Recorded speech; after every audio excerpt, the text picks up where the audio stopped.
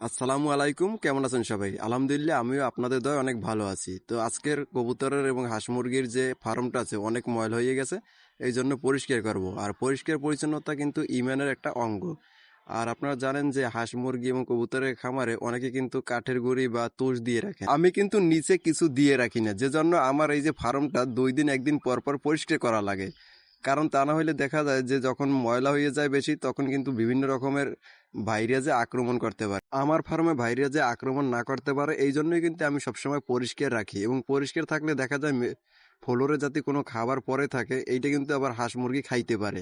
আর হাঁস মুরগির কিন্তু একটি রানীক্ষেতের কিন্তু ভ্যাকসিন করতে হয়, কারণ হাঁস মুরগির বেশিরভাগ সময় কিন্তু আপনার যে রানীক্ষেতের যে রোগটা আছে এইটা হয়ে থাকে। আর আপনার সময় মতো ভ্যাকসিনটা করে নেবেন এবং হাঁস মুরগির দিকে খেয়াল রাখবেন যে কোন সময় কোন ধরনের অসুবিধা হয়ে থাকে, এবং এটার দ্বারা কিন্তু ঔষধ প্রয়োগ করতে হবে। আর এদিকে আমার হাঁসগুলো চলে আসছে, এখন আমি হাঁসগুলোকে খাবার দেব।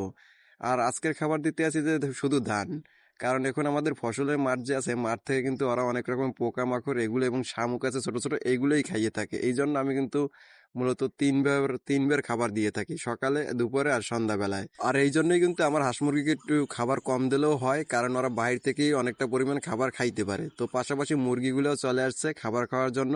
যখন এই হাঁসগুলোর খাবার খাওয়াটা শেষ হয়ে যাবে, ওরা আবার নিজেরা এই খাবারগুলো খাইতে পারবে, কারণ আমার আর খাবারগুলো অপচয় হবে না। এখন খাবার শেষ করে ওরা কিন্তু আবার মাঠে চলে যাইবে, আবার মাঠ থেকে সন্ধ্যাবেলা ফিরবে, ওই সময় আবার খাবার দেবো এবং সবাইকে ফার্মের ভিতরে আটকাই রাখবো।